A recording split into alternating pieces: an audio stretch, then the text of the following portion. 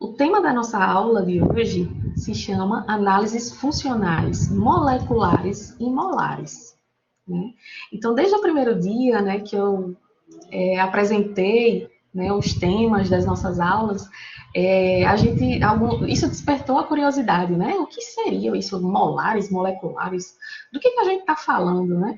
Então, hoje vai ser a aula que a gente vai desmistificar o significado desses termos. Mas antes disso, a gente precisa ir entendendo um contexto fazendo uma contextualização, na verdade, né?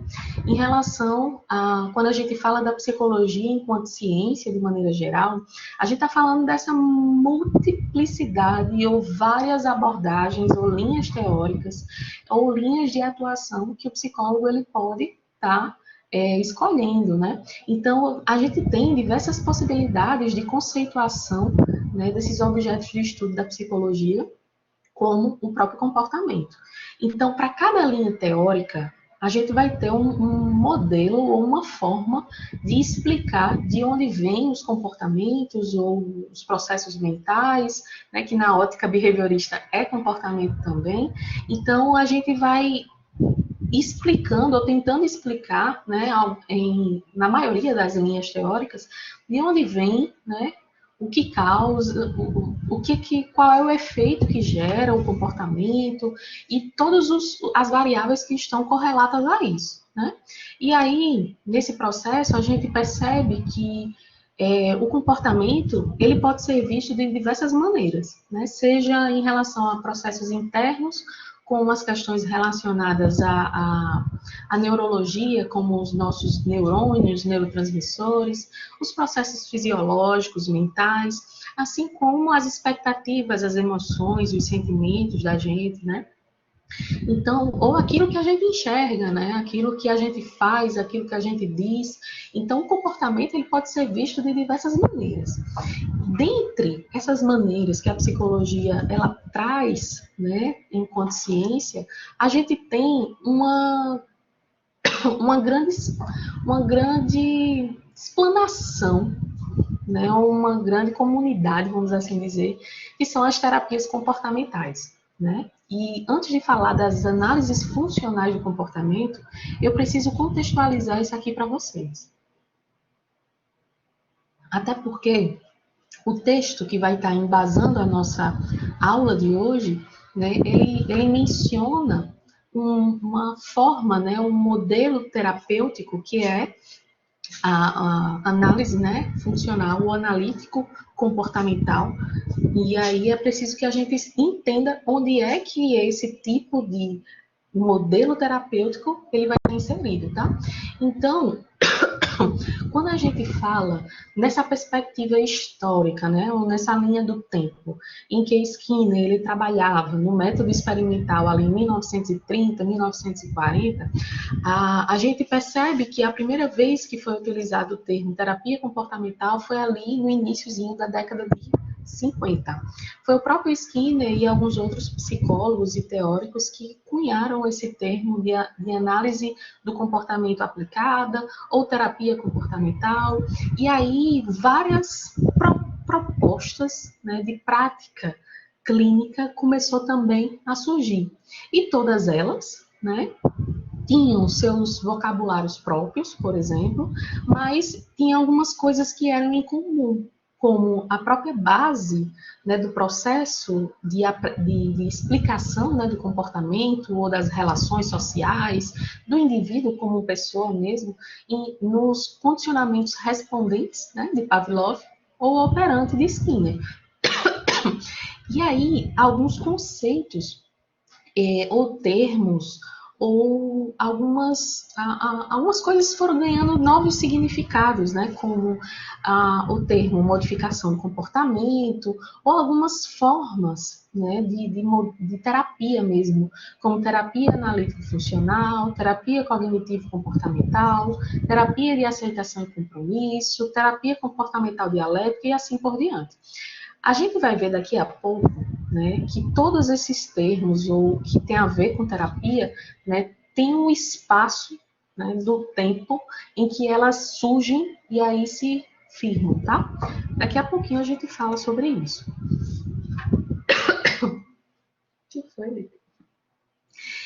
aí, o que, que começou a acontecer, né? Em 1950, com esse termo, né, de terapia comportamental, foi se criando um modelo de intervenção na prática clínica, como eu já falei isso uma vez para vocês, em que era comum que acontecia nos outros modelos ou formas de terapia também, que era sair daquele contexto da pesquisa básica para a pesquisa aplicada.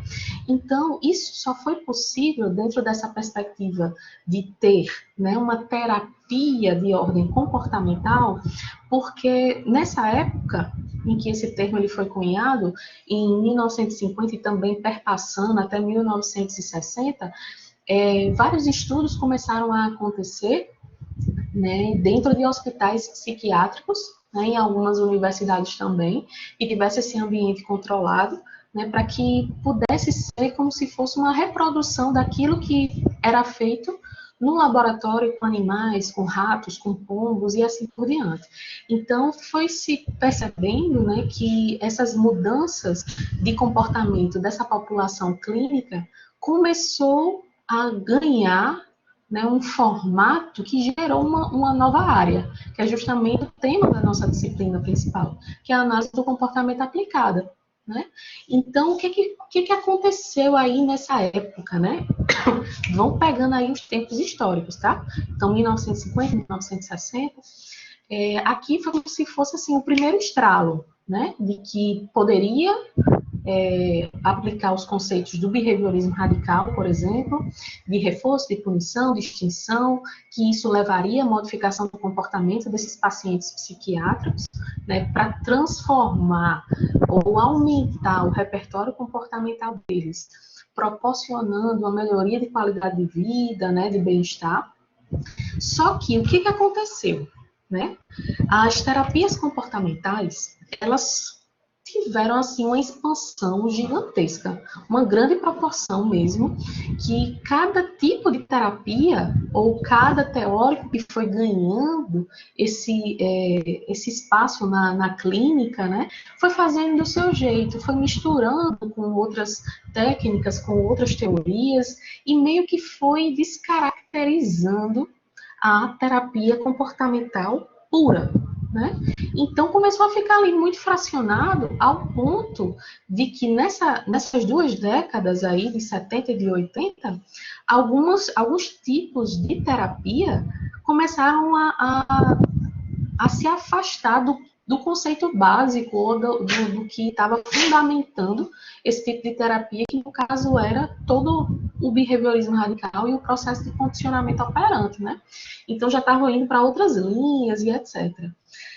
Nesse contexto histórico, né, desse boom, dessa expansão de terapia comportamental, de cada um ganhando um caminho praticamente, aconteceu outra coisa, outro fato histórico que foi extremamente marcante e decisivo para muitas descobertas da psicologia, que foi a revolução cognitiva, né?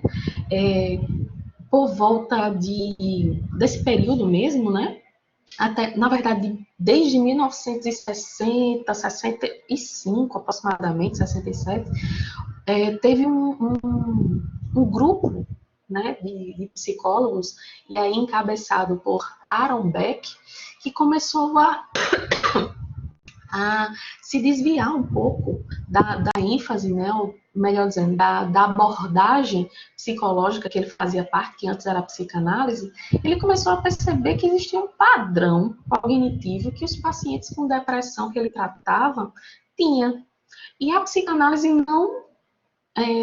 não tratava de uma forma que ele começou a tratar, né, e estava dando muito resultado. Então, ele foi percebendo que a atenção e a intervenção que ele estava dando aos pensamentos dos pacientes dele estava sendo muito mais eficaz, porque intervia naquele momento exato, né, que estava tendo o processo, né, mental do indivíduo com depressão. Então, era muito focado no aqui, no agora, que o pensamento influencia o comportamento, que influencia também as emoções e etc. E tudo isso foi dando origem à terapia cognitiva comportamental, né? Então, inicialmente era somente o nome, né? Terapia cognitiva, e aí ao longo, né, dos estudos e das percepções e dos aprofundamentos dessa teoria, foi se percebendo, né, que existia um cunho comportamental muito forte, muito significativo, né? Então, entendendo esse contexto, né, que vocês vão ter uma disciplina específica de TCC, de terapia cognitivo comportamental, aconteceu isso nas décadas de 70 e 80. Só que isso tudo que eu estou mencionando para vocês é um caráter assim, mundial, tá? Mais especificamente, né, em relação aos Estados Unidos, que era um dos berços, né, da psicoterapia e que foi da TCC. Especificamente ali, né, nos Estados Unidos, na década de 90, aconteceu uma mudança de cenário de novo. Aquela ideia das terapias comportamentais, que nas 2 décadas anteriores estavam, aquela ideia que estava se fragmentando ao longo, né, de tantas mudanças e diversidades e diferentes formas de abordar o comportamento, né, foi que algumas propostas clínicas começaram a surgir fazendo críticas à TCC, né? Porque tinha muito esse enfoque, né, no pensamento, e de fato tem, né? A proposta é essa, o modelo é esse, né? Mas os psicólogos que eram comportamentalistas criticavam muito isso, e começou-se uma nova história, vamos assim dizer, um novo capítulo que enfocava essas raízes mais externas e selecionistas, né? Porque a gente sabe que toda essa proposta de Skinner, ela tem essa base na seleção natural, né? Nos estudos de Darwin, etc. Então, houve essa mudança de algo que era fragmentado, que estava se afastando dos conceitos principais ou originais, para essa retomada. E a partir daí, né, com essa retomada, começou essa visão clínica a se fortalecer, né? Então, foi quando surgiu o termo, né, a análise do comportamento clínica, ou análise comportamental clínica, tanto faz. E aí foi quando algumas outras abordagens elas começaram também a ir se firmando e se fortalecendo e compondo esse mundo, né, da análise do comportamento no contexto da clínica. Então, quando a gente fala nesse termo, né, a gente tá se referindo a esse campo, a esse ramo da análise do comportamento aplicada que aborda, né, um tipo de terapia, poderia ser qualquer outro tipo, assim como a psicanálise, que tem a proposta terapêutica dela, tá? Então, só para vocês fazerem a associação, que eu sei que às vezes dá um nó, né, porque vocês estão tendo a disciplina de psicanálise e tem a comportamento, que é meio que oposto. Então, essa proposta da análise do comportamento clínica, ela não traz para a gente uma única terapia, ou uma única forma de fazer terapia comportamental. Ela abarca diversas possibilidades terapêuticas, mas que elas tivessem as raízes bem firmadas nos conceitos behavioristas, especialmente behaviorismo radical, e tivesse enquanto embasamento, né, científico ou metodológico, né, a análise experimental do comportamento. E aí, o que foi gerando, né, esse contexto aí da análise do comportamento clínica? Isso deu origem, não sei se vocês já ouviram falar nesse termo, nas terapias comportamentais de terceira onda, ou terapias contextuais de terceira onda, ou a terceira geração, né? Então, de que tipo, né, de terapia a gente está falando? Trago aqui para vocês.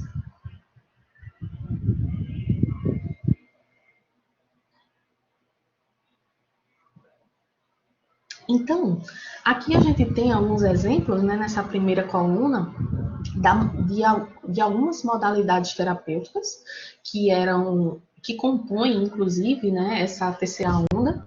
ou a terceira geração, que eu vou, um parêntese aqui na nossa aula, eu vou estar produzindo um evento, né, que é gratuito, confere certificado, etc., sobre a terceira onda, que vai ser lá para o dia 15 de maio. Eu vou fazer a divulgação para vocês, tá certo?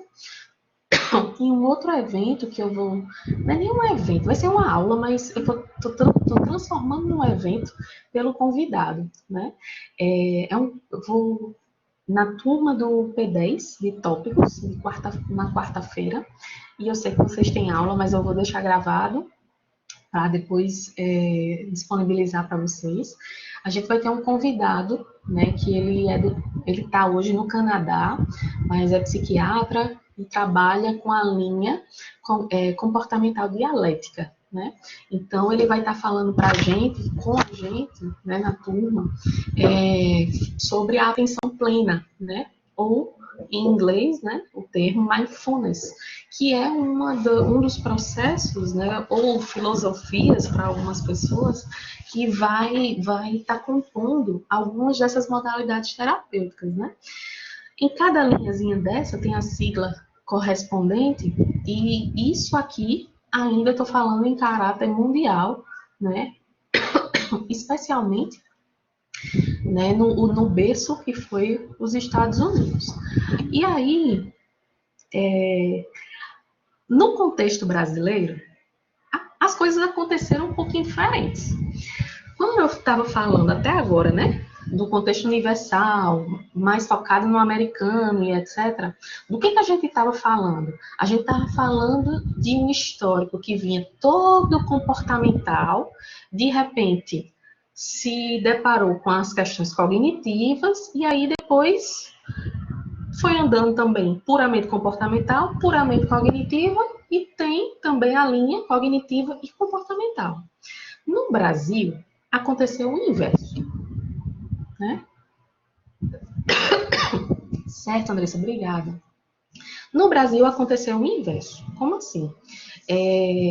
Nesse período, né, de 1950, 1950 aproximadamente, a gente tinha aqui um enfoque em outras abordagens teóricas.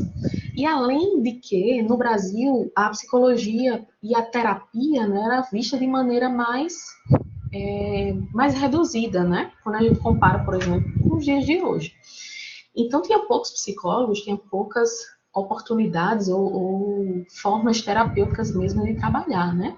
E aí, quando foi em 1961, o psicólogo Fred Keller, que era ali pupilo, né, amigo de Skinner, ele foi chamado para vir dar aula na USP de análise experimental do comportamento.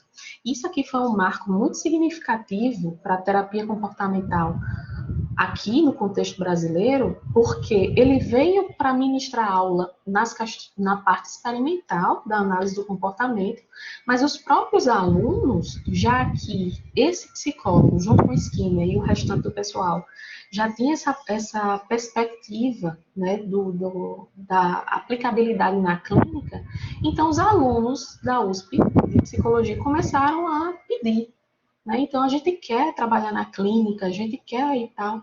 E aí foi quando, em 1970, né, aqui no Brasil estava começando essa perspectiva clínica da análise do comportamento, né?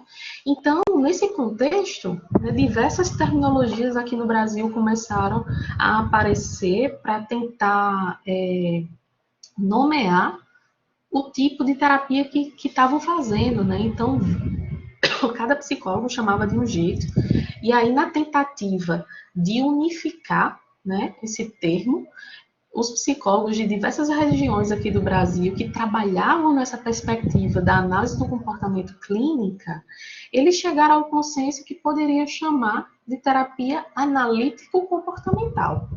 Então, no próprio termo, já especifica e explica, né, qual é a base filosófica, conceitual, metodológica daquilo que eles faziam na clínica, né? Então, a terapia analítica comportamental, ela tem na sua base, fundamentando as suas intervenções na clínica, o behaviorismo radical e a perspectiva metodológica da análise, da pesquisa experimental. E tudo isso na clínica, né?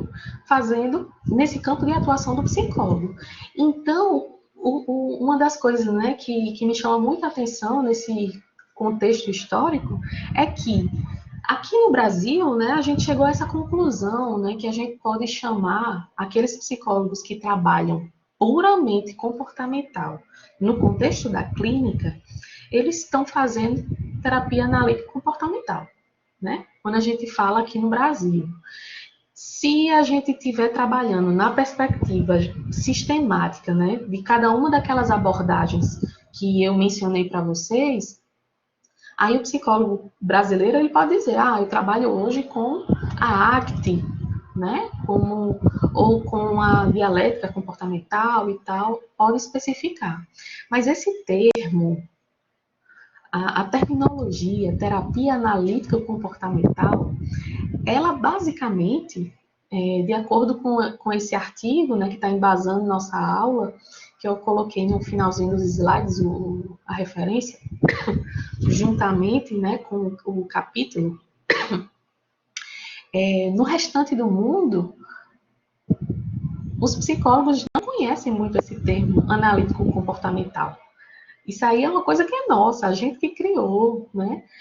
A gente pode, quando analisa, né, quando olha essa cena aqui, de várias perspectivas terapêuticas, todas elas são embasadas no behaviorismo radical e na parte experimental ou da análise do comportamento científico, né?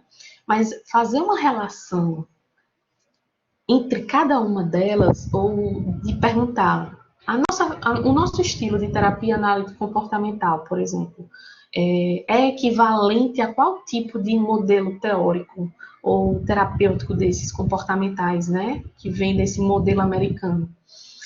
Fazer essa conexão é muito complexo, porque vários desses modelos terapêuticos, né, que vieram importados, né, vieram importados para o Brasil, alguns deles utilizam conceitos, técnicas e ferramentas que são cognitivas ou que são de outras linhas, mesmo tendo essa base fundamentada, né, no behaviorismo e na pesquisa experimental. Então, às vezes, fazer essa correlação aqui fica um pouco difícil, né? Por isso que os brasileiros preferiram se chamar ou se intitular quem trabalha nessa linha comportamental desse jeito. Aí, mais uma vez, eu reforço, tem psicólogos que, inclusive, né, se formaram há pouco, aqui no próprio, né, na própria instituição, eles trabalham nessa linha analítico-comportamental, mas especificamente com a ACT ou com outro tipo, né, por exemplo, terapia cognitiva baseada em mindfulness ou algo nesse sentido, né? Eu só esqueci de mencionar uma informação, voltando aqui. Isso, dessa definição de terapia analítico-comportamental, é de 2001, tá? 2001, a gente está falando de uma coisa de 20 anos atrás. Isso, para um processo histórico, é extremamente novo, muito novo, né? Então, é algo que eu esqueci de estar mencionando aí para vocês, tá? E aí, a gente precisa entender, e aqui eu separei para vocês esses três termos, terapia, analítico e comportamental, de maneira que a gente pudesse entender cada fraçãozinha desse termo, tá? Então, quando a gente fala em terapia, a gente está falando dessa abordagem sistemática da psicologia.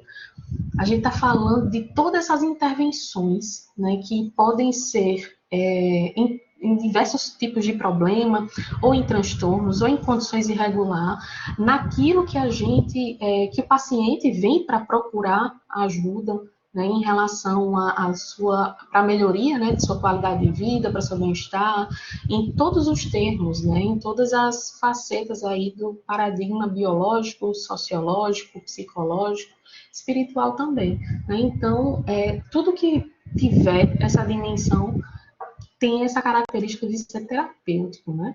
Quando a gente fala, né, nessa perspectiva de ser analítico, vem junto esse cunho de análise mesmo, de analisar, de pegar, de investigar, de avaliar, de verificar, né? Então, a gente está buscando o quê?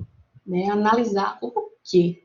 Né? A gente está querendo entender, e aí que é muito importante você ter na sua mente os conceitos, né, básicos aí da análise do comportamento, para tudo isso aqui vir fazer, vai vir ter significado para você, né? Porque quando eu falo em analítico, eu já estou mencionando, né, que eu estou investigando, ou eu quero estar investigando, ou analisando, ou identificando as variáveis que estão presentes lá na contingência tríplice. Ou seja, o comportamento que eu estou analisando está dentro. Obrigada, obrigada. É porque eu me empolgo, né? Eu fico aqui falando e me dá um negócio, mas eu tenho que parar mesmo para tomar uma aguinha.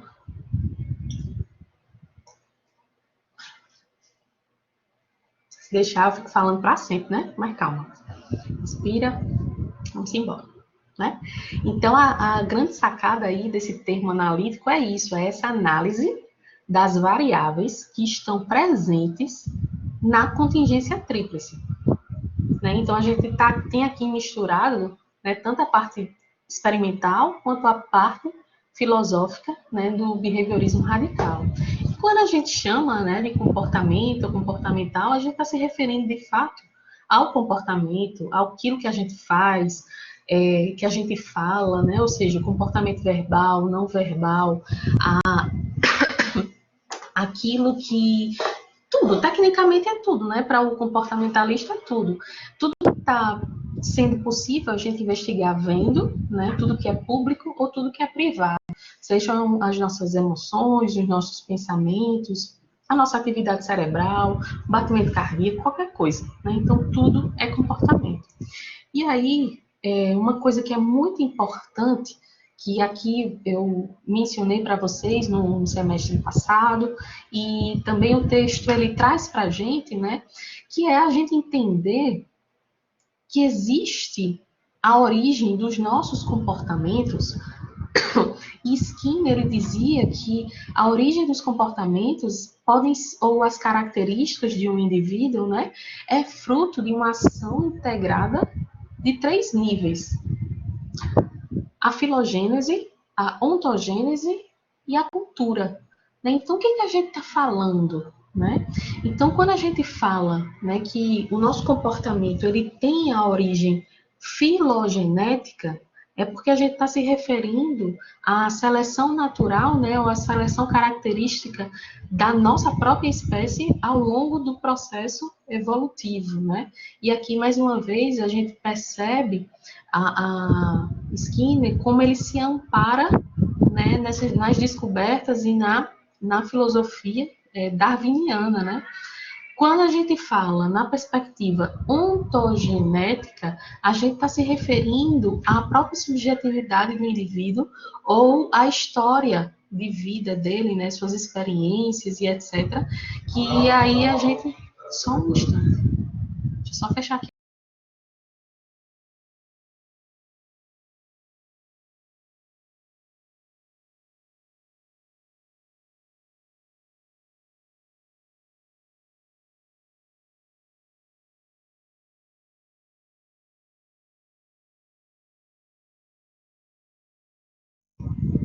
Pronto. Voltando, né? A ontogenética, ela se refere a essa história de reforçamento individual, ou seja, hoje, o paciente da gente, quando ele vem para fazer a terapia, como é que a gente verifica e entende as relações que ele tem os hábitos ou os padrões comportamentais que ele desenvolve, né?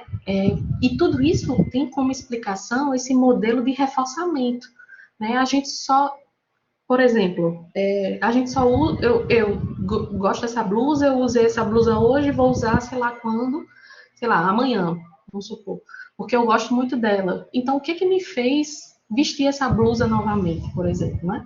Então, esse esquema aí de reforçamento, uma história de reforçamento que vai trazendo muito sobre a minha individualidade. E, por fim, os elementos culturais, né? A relação que a gente vai criando com os ambientes específicos sociais, né? Então, quando a gente verifica essas três características, muitas vezes dá a entender, né, que essas explicações causais, elas acontecem, né, de forma, assim, simples, linear e unidirecional, do tipo, Pedro bateu no primo porque estava com raiva. Então, qual foi o que gerou, né? Qual foi a origem do comportamento de bater, né? Foi a raiva que ele sentiu. Então, muitas vezes, né, essas explicações que a gente vai tendo nessas origens desses comportamentos pode realmente ter esse caráter simples, linear e unidirecional. Mas a gente vai ver que quando a gente está analisando esse comportamento puramente, né, ou seja, fazendo uma análise funcional desse comportamento, a gente consegue entender que existem várias, várias formas, né, de estar analisando isso. Mas calma que é daqui a pouco, tá? Então aqui fica a informação em relação à origem ou à causa dos nossos comportamentos. Filogenética, ontogenética e a cultura, tá? Então, tudo aquilo que a gente é ou responde, né, através dos nossos comportamentos atuais, são frutos, né, ou são resultantes de características individuais minhas, seja genética, seja da minha história de reforçamento, né, as experiências de vida, tanto quanto é fruto também das minhas histórias do passado, né? E também daquilo que me pertence enquanto espécie e da cultura ou dos grupos que eu faço parte, né? Da comunidade, por exemplo, meus amigos da rua, a igreja, a família e assim por diante, tá? Então, a terapia analítico-comportamental, ela relembra para a gente que existem algumas maneiras da gente entender, né, o comportamento. Seja na perspectiva respondente, em que a gente tem, né, com o princípio ali, né, que acabou descobrindo sem querer, que foi o fisiologista Pavlov, que ele mostrava que o comportamento respondente, ele é um reflexo, né, é um inato. A gente não aprende porque quer, a gente aprende, né, a partir, né, de alguns dos próprios reflexos mesmo, né? É inato, é involuntário. E quando a gente fala da categoria operante, a gente está falando que o comportamento, ou a resposta comportamental, produz consequências e é afetado por essas consequências. Então, a gente vai enfocar aqui no contexto, né, na categoria operante, que é o que a gente vem trabalhando, né, desde o semestre passado, que foi explicado e postulado por Skinner, tá? Então, só relembrando aqui para vocês, quando a gente fala de condicionamento operante, a gente está falando de um processo, né?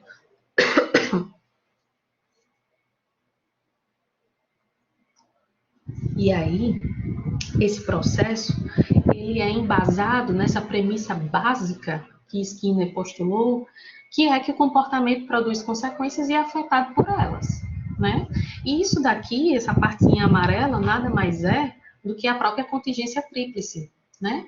E aí a gente já vai adentrando nesse quesito, né, que vai sendo mais diferente, né, aqui para a gente, no que se refere à própria análise funcional. Então, como é que o terapeuta, né, comportamentalista ou analítico comportamental, ele trabalha no seu consultório clínico, né? Ele realiza a análise funcional do comportamento, né? Que aí ele vai estar investigando justamente essas relações de causa e de efeito, tentando entender, né, qual é a função ou por que aquele paciente se comportou desse jeito, né? Então, a análise que é feita, né, da resposta comportamental ou do comportamento desse indivíduo, a gente pode fazer essa associação como sendo, né, o efeito, a variável dependente. Aí eu estou puxando conteúdo da parte lá de pesquisa experimental, né? E aí, a variável independente, aquela que vai causar, podem ser vistas, né, como as condições que vão estar, condições externas das quais seu comportamento é função. Né? Então, existe um comportamento, que o comportamento ele é o efeito, e existem as diversas condições externas a esse comportamento, ou seja, o que motivou ele a aparecer, né, ou a origem, a causa, de fato, né, desse comportamento. Então, aqui a gente já vai percebendo que o que aconteceu com a visão, né, laboratorial. Né? O efeito ele pode sim ser emocional, perfeito. A gente vai ver isso lá na frente também, assim como pode ter frequência, né? E aumentando, né? E repetindo, né? Então, para que serve para que serve mesmo a análise funcional, né? Então, primeiramente, deixa eu mostrar aqui, eu acho que fica melhor. Essa ilustração aqui. A análise funcional, ela é a base de todo o processo terapêutico na perspectiva analítico-comportamental. Então, vai estar acompanhando o terapeuta durante todo o processo, início, meio e fim. Então, como é que a análise funcional ela está presente, né, no início do processo terapêutico? Tanto no momento de inicial mesmo, no primeiro contato com o paciente, quanto em todas as outras sessões e no fechamento desse processo também. Então, inicialmente, a análise funcional, ela pode estar contribuindo, né, nesse levantamento das hipóteses, que são as hipóteses que o terapeuta vai estar trazendo para estar entendendo as funções relacionadas àquele comportamento. Durante o processo terapêutico, a análise funcional ela pode estar ajudando no processo de observação desses comportamentos do paciente que são atuais, né? E o entendimento também do processo de vida dele, né? Histórico dele, que daqui a pouco a gente vai entender, né? Que são já os modelos de análise funcional, tá? E no final todo esse processo terapêutico, uma das coisas mais importantes que o terapeuta comportamental ele deve lutar, né, para que aconteça, é a generalização das respostas aprendidas ou de novos padrões comportamentais funcionais que foram aprendidos no consultório clínico, né? Então, no contexto clínico, o paciente ele pode responder adequadamente a mim, mas ele não vive dentro do meu consultório. Então, eu preciso fazer com que ele aprenda a se comportar adequadamente em outros contextos, né, fora da clínica, ou seja, generalizar esses resultados, né? Então, essa análise funcional, né, esse entendimento que a gente faz, que a gente vai ver que nada mais, nada menos que a gente está falando da análise completa da contingência, assim como todo o universo ontogenético do nosso paciente. Então, a análise funcional, ela vai ser esse ponto de partida para esse planejamento, né, terapêutico, vai estar acompanhando todas essas intervenções e o psicólogo que vai trabalhando e entendendo o processo, né, dessa análise durante todo a terapia, né, o processo terapêutico, ele vai percebendo se as suas intervenções estão sendo adequadas ou não, se está aumentando o comportamento adequado do paciente ou não, né? E aí, todo esse processo, ela é feita pelo terapeuta, né? Não precisa ser algo de lápis e papel, certo? Essa técnica, ou esse procedimento, ou esse processo não precisa ser definitivamente escrito, mas tem que ser algo que é entendido pelo terapeuta. E o paciente, ou o cliente, ele vai construindo isso junto com o terapeuta também, né? Esse processo, ele é feito em conjunto, e assim a gente vai entendendo quais são os motivos que estão fazendo que esse paciente, ele se comporte de determinada forma.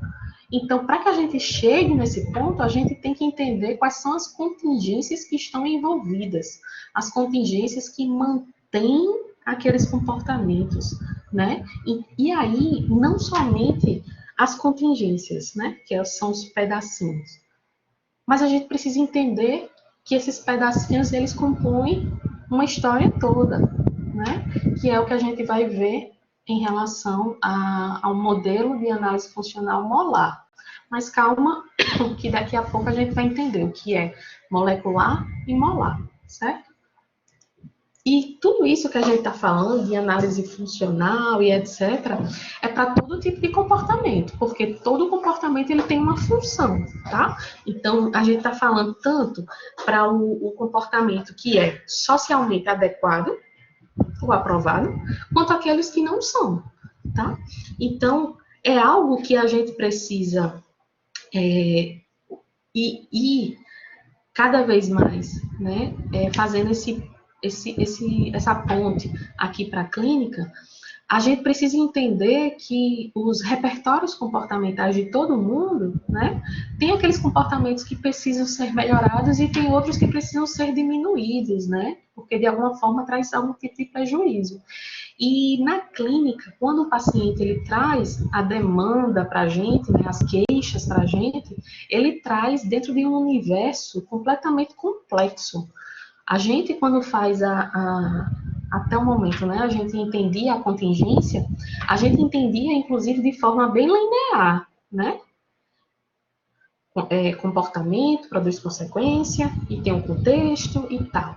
Mas quando o paciente ele traz para a gente uma informação, ele traz uma informação cheia de contingências e de coisas que vão influenciar na outra. Então, tudo isso, né, todo esse processo de análise funcional no contexto da clínica é extremamente complexo.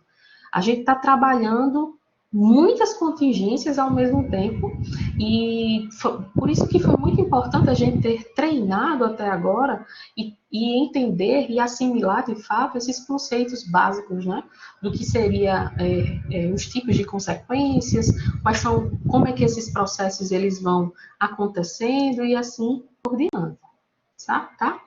Então, quando a gente está, mais uma vez, finalizando essa ideia da finalidade, né, da análise funcional,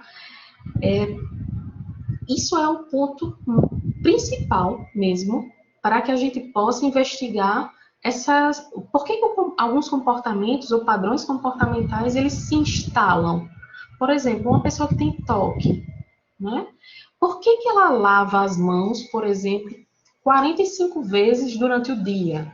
O que faz com que ela mantenha esse padrão, né? As pessoas que são viciadas em sexo, por exemplo, né? Ou, perdão, que tem dependência, né? Por que elas mudam tanto de parceiro ou por que elas não conseguem se firmar em um relacionamento amoroso? Por que algumas pessoas elas se mantêm em um relacionamento abusivo, né?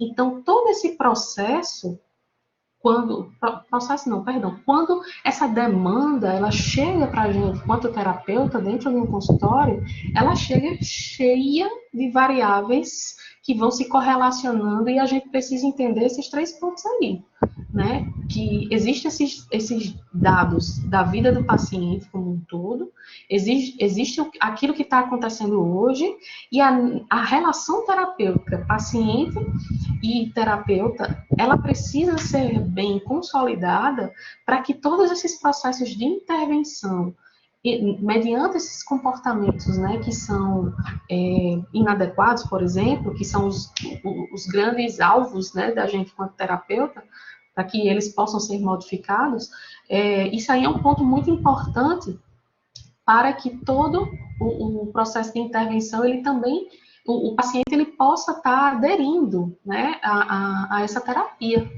né, porque se não tiver uma relação significativa, né, e a gente vai falar isso em outra aula, sobre esse processo, né, de relação mesmo, que a gente tem que ter com o terapeuta, porque senão as coisas não fluem, não.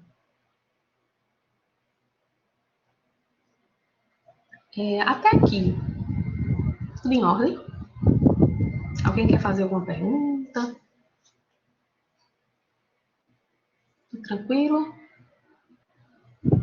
Joia.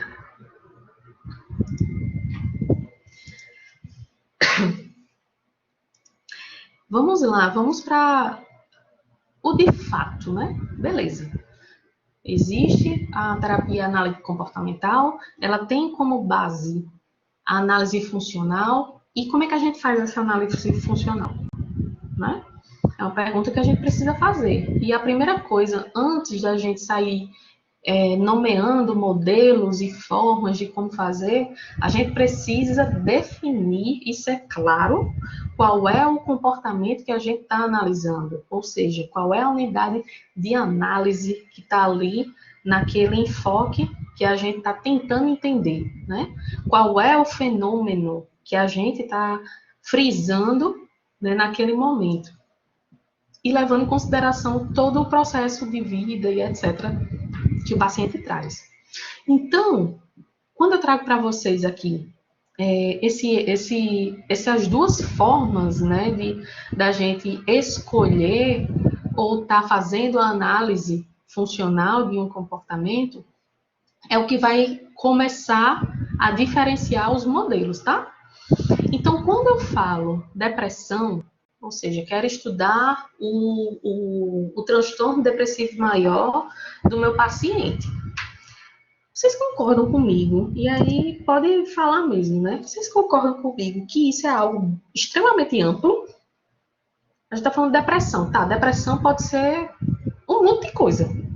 A gente não está falando de algo específico, né? A gente está falando de um transtorno aí extremamente amplo que envolve vários critérios diagnósticos, que nem todo paciente com um transtorno depressivo maior, ele vai ter a manifestação dos sintomas parecido um com o outro, né? Então, não tem uma definição, vamos assim dizer, um padrão mesmo, né, em relação às respostas comportamentais que a gente está analisando, né, as categorias. Mas, quando eu trago um comportamento do tipo relato autodepreciativo, ou a automutilação, ou qualquer coisa mais específica que faz parte ali na depressão, por exemplo, a gente está falando de uma categoria ou de uma classe que ela é mais restrita, uma resposta mais específica. Vocês conseguem ver diferença entre esses dois elementos de comportamento?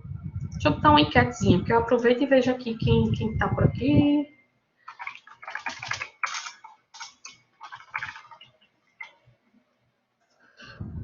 Então, eu resumo a pergunta, né? Entende a diferença? Né? Então, assim, tipo, uma coisa é você falar depressão bem grande. Outra coisa é você falar automutilação, relato autodepreciativo, choro, isolamento, né? Essas coisas mais pontuais ou mais específicas, né? Deixa eu ver. Joia. Vamos lá. Então, aqui está indo, né? Então, aqui é a grande sacada, o pulo do gato, para a gente ir para, de fato, os modelos funcionais. Quando a gente fala depressão, a gente está falando de um modelo que se chama molar. Quando a gente fala de relato autodepreciativo, a gente chama de molecular. Como assim, professora? Ó, existem dois modelos de análise funcional, molecular e molar.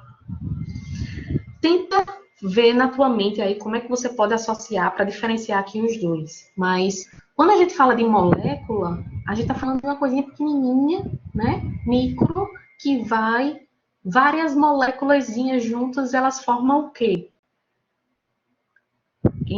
Aula de biologia. Agora eu vou até tirar uma dúvida aqui. Uma mola. Pronto, pode ser, né? Várias moléculazinhas juntas, né? Formam uma célula. Aí, Sara, montora de neuro, né?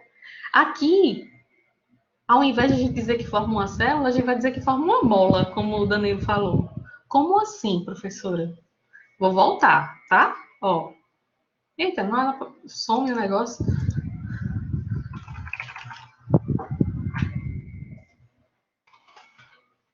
Ela sumiu. Pelo que me lembra, a primeira é uma análise mais simples e a outra mais ampla. Isso, Marcos, perfeito. Vários relatos autodepreciativos, de automutilação, de isolamento, de tristeza, sei lá, de várias coisas dessas, vários sintomazinhos, eles juntos vão formar a depressão, vamos assim dizer. O que a gente faz na análise molecular, de maneira assim, bem simples e objetiva aqui para vocês, bizu total, é na análise de contingências. A gente vai pegar a contingência e vai analisar todinha ela, de maneira mais complexa do que a gente fazia. E quando a gente fala nessa perspectiva molar, a gente está trazendo outros elementos além das contingências. Então, a gente traz história de vida, sei lá, predisposição genética, tudo, certo? Então, a molar, por isso que ela é macroanálise, macro, né? Maior, todo, tal. O molar, ele vai ser composto por vários moleculares, macro e micro, tá?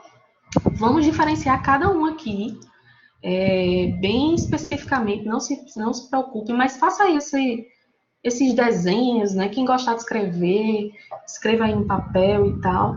E uma coisa que é importante é que esses dois modelos, eles se complementam. A gente só vai entender de forma completa. Eu creio que vai referir a medida de mol, que é usar. Peraí, que tal Nai falou é importante. Peraí, cadê? Eu creio que faz referência à unidade de mol, que é usada para aferir as quantidades de moléculas. Sinceramente, eu também acho que mas eu não pesquisei não, esse negócio. Por que tem esse nome, né, de molecular e molar? Se vocês acharem alguma coisa assim, que eu não me lembro, bota aqui para mim também. Opa, via Google. Cadê? Top. Gente, mais uns minutinhos a gente vai para o intervalo, tá? Aguenta firme, aguenta firme. O que eu tô, só para a gente finalizar aqui essa questão de ver, né, esses dois grandes modelos, é que eles são complementares.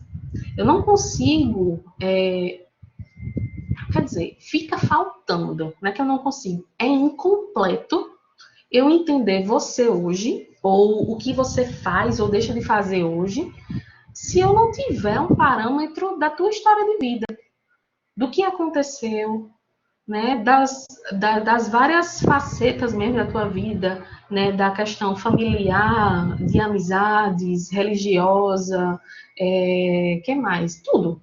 Então, cada um desses modelos vai ter uma ênfase ou uma perspectiva, e eles, né, para que a gente, enquanto terapeuta analítico comportamental, né, o comportamental mesmo, para que a gente tenha essa ideia geral do paciente, para fazer essas intervenções adequadas, né, a gente precisa desses dois modelos aqui juntos. E se lembre daquilo que eu falei há um tempinho atrás. A análise funcional, ela acompanha o terapeuta do início ao fim. Então, a gente não vai fazer isso aqui em um único momento da sessão terapêutica. É o processo inteiro, o tempo todo, do início ao fim, certo? Então, isso tudo vai nos permitir, né, essas intervenções adequadas para que a gente possa alcançar o resultado aí satisfatório diante dos problemas que o paciente está trazendo para a gente, né?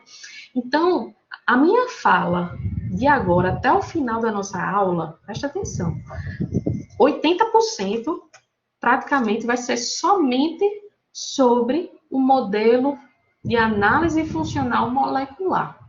Eu vou passar aqui para sempre, durante um bom tempo, né, falando sobre esse modelo. Quando a gente for para o modelo molar, aí vai ter uma imagenzinha parecida com essa, com uma setinha vermelha para ela, tá? Mas a partir de agora é só molecular.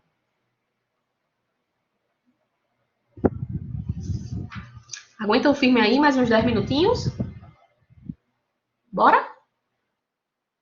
Eita, gota, fala tudo de uma vez aí. Joia, bora.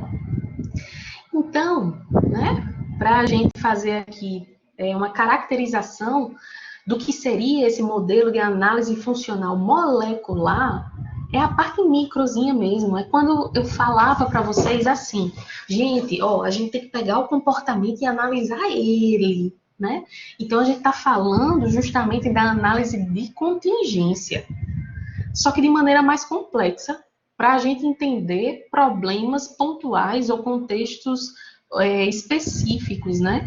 Então, a gente fazendo essa análise funcional de várias contingências, isso daqui vai ser conteúdo para que a gente possa fazer no futuro, daqui a pouquinho, a análise funcional molar, tá? Então, assim, tudo que você já aprendeu sobre contingência tríplice, eu preciso que você amplie esse seu repertório hoje. E aí, como é que a gente faz isso, né? Em relação ao passo a passo, como é que a gente faz a análise funcional molecular, né? Aqui eu trouxe para vocês 5 passos. Eu vou estar falando sobre esses passos, teoricamente, um em seguida do outro, e ao final vai ter um estudo de caso, tá? Então, tenta ir entendendo cada um desses e para fazer essa ligação com o estudo de caso de daqui a pouco, tá? Se você perceber, não precisa seguir uma ordem, Marcelino, assim, hierárquica, né? Mas a primeira coisa, de fato, que a gente precisa fazer, isso aqui é padrão mesmo. O resto dá até para a gente dar uma modificadinha aqui e ali. Mas, primeiramente, você tem que definir qual é o comportamento que você quer. Que aí, lembre que a gente está falando sempre do termo resposta, né? Então, qual é a resposta comportamental que eu vou estar analisando? E se você perceber, 1, 2, 3, esses 3 primeiros passos é exatamente a contingência. É exatamente ela. Que é o quê? A resposta, o antecedente e o consequente.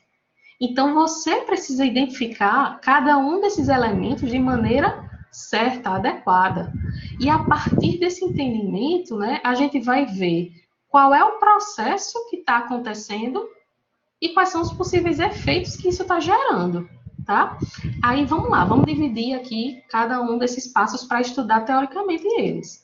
Quando a gente fala desse primeiro ponto, ou desse primeiro elemento, né, em relação à resposta comportamental, é a primeira coisa, é aquilo que eu falo, ó, gente, vocês têm que pegar o comportamento, pensar esse comportamento e a partir dele analisar todo o resto.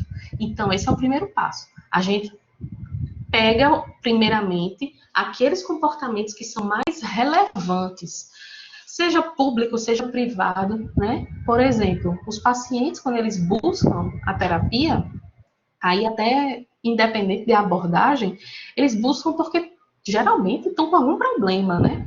ou ansiedade, ou depressão mesmo, problemas conjugais, problemas relacionais, né, de maneira geral, social, sei lá, qualquer tipo de demanda. Então, os pacientes, quando eles vêm com essa demanda para a gente tem que ir verificando juntamente com eles, né, o que é que precisa ser trabalhado primeiro, ou tratado primeiro, né? Qual é o comportamento que está sendo mais urgente naquele momento, né? Então, o que é mais relevante? E aí existem alguns comportamentos, né, que a gente não pode controlar. Por exemplo, Jaiana, eu tô doente, tô com as sequelas aí da Covid, né? E chikungunya, um monte de coisa. Então, algumas coisas, por exemplo, a tosse, eu não consigo controlar. Então, como é que eu vou controlar? Eu vou chegar na terapia, por exemplo, vou dizer para minha terapeuta assim, olha, eu tô com uma sequela de Covid e eu tô querendo parar de tossir. Então, tem coisas que a gente não consegue, né? Então, é importante que o paciente ele também entenda isso. Tem coisas que não estão sob o controle operante, que a gente não consegue realmente manejar de modo a mudar. Então, a gente precisa focar a nossa atenção naquilo que é possível, certo? E aí, o segundo passo é identificar o nosso contexto, né? Ou seja, aquela ocasião que o comportamento ele vai estar acontecendo. Os antecedentes, os eventos antecedentes. E aí a gente pode sair entendendo ou categorizando, né, em estímulos discriminativos ou em operações estabelecedoras. Os estímulos discriminativos é exatamente aquilo que está promovendo em mim aquele comportamento, ou está sendo pano de fundo do meu comportamento, tá? E isso aqui acho que já está bem claro para todo mundo, né? A gente discrimina, né? Por exemplo, eu vou, diante da presença do meu marido, por exemplo, eu vou falar com ele com um tom de voz diferente do que eu estou falando aqui com vocês. Então, eu discrimino aquela pessoa, aquele estímulo que está vindo até mim, tá? Quando a gente fala de operações que são estabelecedoras, são operações que também elas vão estar trazendo para a gente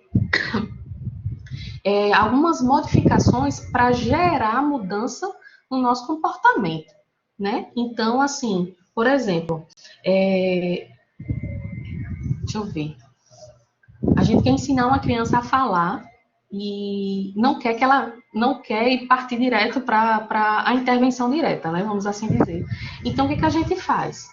Para estimular ela a pedir uma água, a gente vai lá e dá alguma coisinha, algum alimento salgado para ela, né? Então, dá um amendoim, uma batata frita, sei lá, alguma coisa que é salgada. E aí aquilo vai promover sede, né? Porque né? Por toda a questão de ser uma comida salgada e tal.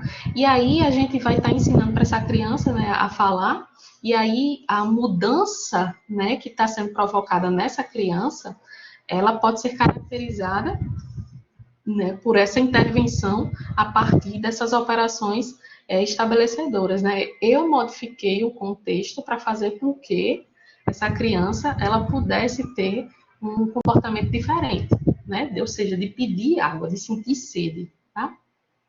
Em relação ao terceiro ponto, né, o terceiro evento da contingência tríplice, a gente tem as consequências, né?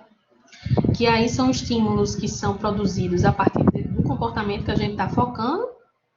E aí, essas consequências, né, na análise funcional molecular, a gente também precisa investigar e entender se elas terão esse tempo, né, pontual, curto, de médio ou de longo prazo, né? Que é importante a gente ver qual é esse andar aí dessas consequências, né? Se vai estar causando, o quanto que vai estar causando no indivíduo, em relação a impacto mesmo.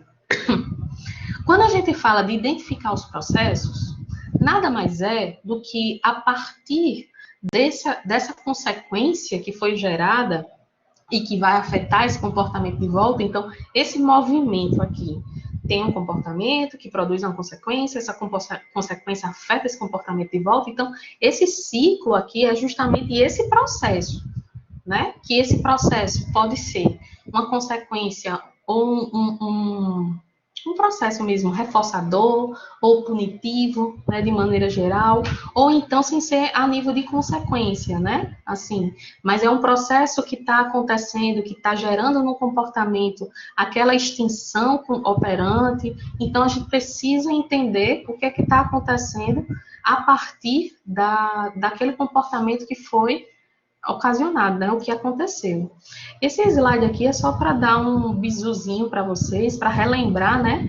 O que é um comportamento reforçador, ou um processo, na verdade, que é reforçador positivo, negativo e punitivo, né? Então, é só para relembrar mesmo. O quinto e o último passo, né, em relação à análise funcional molecular, é em relação à identificação desses possíveis efeitos, né? Então, essas consequências, esse processo reforçador, punitivo, ou a extinção que foi provocada, ela levou a que tipo de efeito, né? Esses efeitos colaterais são o quê, né? E aí pode ser tanto as frequências, quanto em relação à questão emocional, né? Então, quando a gente fala na frequência, é em relação a essa tendência de aumentar o comportamento ou de diminuir o comportamento. E quando a gente fala do fator emocional, né, o efeito emocional, é porque, de fato, a gente está se referindo às emoções, né? Então, tristeza, raiva, alegria, né? E assim por diante, tá? E aí, tudo isso, né, a gente está se identificando com as variáveis que são dependentes. Essa frequência, né, o comportamento só voltou a acontecer ou só diminuiu porque aconteceu algo antes, que é a variável independente, né? Então, essas emoções só aconteceram, que é uma variável dependente, por causa desses comportamentos anteriores, tá? Gente, é o seguinte, querem parar uns 10 minutinhos ou eu continuo?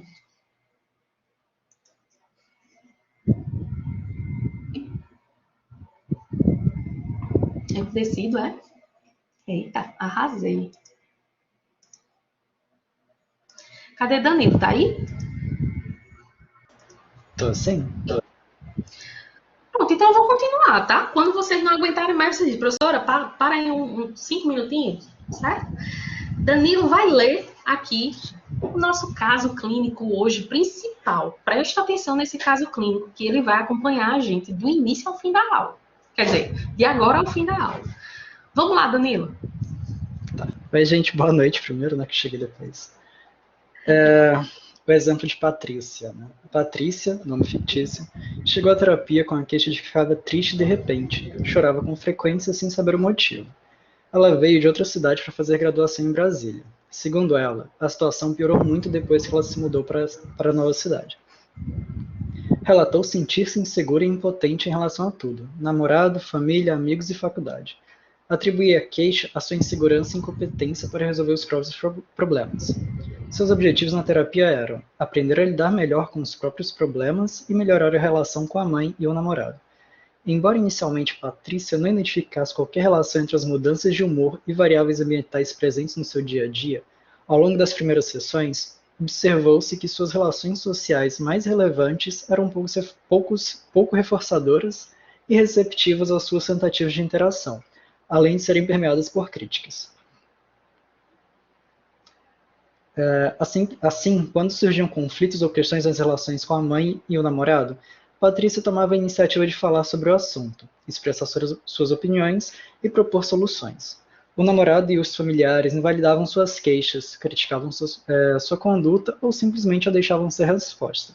Nesse contexto, fazia sentido que Patrícia se sentisse triste, insegura e impotente, efeitos da contingência de controle aversivo.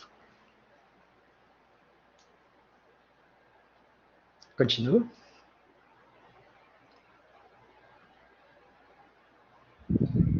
Eu tava falando aqui no mudo. Ah, tá.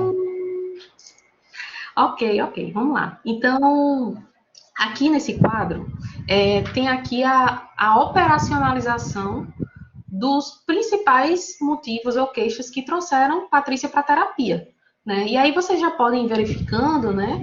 Aqui no meio a gente tem a resposta, o nosso alvo principal que a gente está analisando, aquele contexto que está subsidiando ali, que está acontecendo, e as consequências, né, desse comportamento. Aqui, nessa quarta coluna, a gente vê quais são os processos, né, e por fim os efeitos. Então, o que está acontecendo, né? O que a gente está analisando aqui? A gente está analisando o comportamento de Patrícia de conversar, se aproximar, expressar os sentimentos e as opiniões dela em relação aos conflitos interpessoais que ela tem apresentado, né? Como, por exemplo, com o namorado e os familiares. Só que o que está acontecendo com Patrícia, né? Lembrando que a gente não está trabalhando mais naquela perspectiva linear, que só tem uma consequência, etc. Existe essa complexidade aí de conceitos operantes que estão acontecendo, né? Então, toda vez que ela tenta se aproximar, conversar e tal, acontecem algumas consequências. Como, por exemplo, ela é criticada, né? E aí a gente classifica nesse processo como uma punição positiva e ela fica triste. Os problemas, eles continuam, né? Então, os problemas, eles se mantêm, né? E aí, ou então vão sendo adicionados novos problemas, né? Então, ela punição positiva novamente, né? Está sendo adicionado aquele estímulo aversivo. Ou então, quando ela vai lá tentar conversar, não tem interesse, o povo não tem interesse, não. Então, simplesmente extinção, né? Que aí é o que tem gerado nela essa sensação de impotência. Vamos lá. No decorrer das sessões, Patrícia relatou vários conflitos no relacionamento amoroso. Quando ela conversava com o namorado sobre o que incomodava, ele mudava de assunto, dizia que a conversa sobre a relação não levava a nada e que preferia deixar as coisas acontecerem. Pronto. Então, o que está acontecendo aqui nesse outro contexto, nesse outro quadro, na verdade, de análise funcional molecular, né? Ou seja, essa contingência tríplice que a gente está analisando, além de identificar esses processos e os efeitos que causam. Então, Patrícia, o comportamento que a gente está analisando de Patrícia é ela ir conversar com o namorado dela sobre o que incomoda. Aí, o que acontece? O namorado vai lá e muda de assunto. Ou seja, extinção, né? Ele simplesmente não reforçou ela e, na verdade, retirou aquele estímulo reforçador, ou seja, da atenção ou da própria conversa, de deixar as coisas para lá, né, de resolver. E também vão acontecendo novos problemas ou os mesmos problemas de um relacionamento que vai caracterizando esse processo de punição positiva novamente. E aí, né, a gente verifica a manutenção, inclusive, desse contexto aversivo para a Patrícia. Patrícia contou que sua relação amorosa era muito monótona. No fim de semana, ela geralmente ficava em casa com o namorado. Depois de refletir na terapia sobre o que gostaria de fazer com o namorado, a cliente tomou a iniciativa. Em um sábado, ela o convidou para fazer um programa diferente, e ele disse que preferia ficar em casa, pois estava cansado. Ela ficou muito chateada. Vamos lá, né, minha gente? Vocês estão aí, então? Cadê vocês, hein? Sim, opa! Só tem 3, 4. Cadê o resto do povo? Vocês estão acompanhando aí o caso de Patrícia? Qualquer coincidência, os robôs, né? Qualquer coincidência é mera, como é o nome do negócio? Qualquer semelhança é mera coincidência, né? Letícia vai logo direto ao ponto, né? Letícia, é tóxico esse menino. Falo mesmo, né, Letícia? Então, assim, a pobre vai lá, Patrícia vai lá. Meu filho, vamos no cinema? Bora. Aí ele disse, não, vou não, quero ficar em casa. A senhora vai ter uma instrução da atividade com base nisso, de temos que fazer, nesse modelo. Não deu uma definição tu fala modelo, um modelo, assim, de ser esse quadro ou discursivo ou modelo de análise funcional. Pode ser dos dois jeitos, Marcos. Ou assim, dos quadradinhos, eu prefiro assim. Porque eu enxergo melhor, né? E é bem mais prático. Mas tem gente que gosta de fazer discursivo, né? Então, tudo faz. Ser texto corrido ou ser assim. Não tem preferência, não. Nada. Tá joia, Estácio, tá joia. Sim, vamos voltar aqui para a Patrícia, né? Então, o que está acontecendo com a Patrícia? Ela chamou o menino e ele disse, não quero não, tô em casa, quero ficar em casa, tô cansado. Então, mais uma vez, extinção. A Patrícia foi e ficou chateada, né? E o contexto que está subsidiando tudo isso aí é o quê? Essa monotonia da relação com o namorado, conversar isso com o terapeuta, né? E aí a gente está no final de semana. Vamos lá, o que aconteceu agora com a história de Patrícia, Danilo? Então, né? Agora, na terapia, Coitada. Patrícia relatou que a monotonia também era característica da vida sexual do casal. As relações sexuais sempre aconteciam do mesmo jeito, na hora de dormir, sempre no mesmo local, por iniciativa do namorado. Novamente, no contexto terapêutico, foram discutidas possibilidades que a cliente tinha para melhorar o relacionamento sexual com o namorado, com o objetivo de que ela discriminasse o que gostaria que fosse diferente. Assim, no aniversário de namoro, Patrícia comprou uma lingerie nova, contou para o namorado e pediu para que ele preparasse algo diferente para a noite. Ele respondeu que a lingerie servia apenas para que a mulher se sentisse bem, mas não fazia diferença para o homem. Não preparou nada de especial. Na ocasião, Patrícia relatou que se sentiu rejeitada por ele e muito triste. Aqui caberia uma discussão assim, né, de vários elementos da nossa vida e sociedade, mas não vamos nesse assunto filosófico, não. Vamos só se prender à questão da análise funcional mesmo, né? Mas vamos lá, o que aconteceu, né? Patrícia foi lá, comprou aquela lingerie. Hoje é sexta-feira, hein, minha gente? Vocês estão, né? Diga, professora, pandemia, ninguém vai pra canto nenhum, tá certo, tudo bem, vamos embora, né? Caprichou, né? Ela fez aquele negócio todo e disse, ó, faz um negocinho pra mim também, né? Promove aí, né, um momento diferente pra nós, não sei o quê. Aí, quando ela propõe isso, aí o que ele responde? Não, eu não vou fazer nada de especial, não. Extinção, né? E outra coisa, lingerie serve pra mulher se sentir melhor e não pro homem. Aí o que ele tá fazendo? Punição nela, né?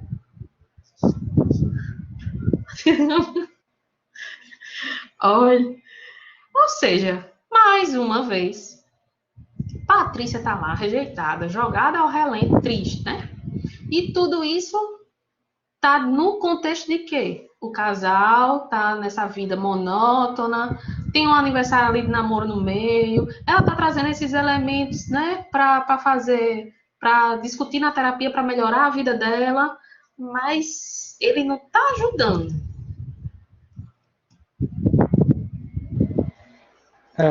A cliente apresentou também demandas relacionadas às suas relações de amizade. Afirmou ser conhecida pelos amigos como uma pessoa prestativa.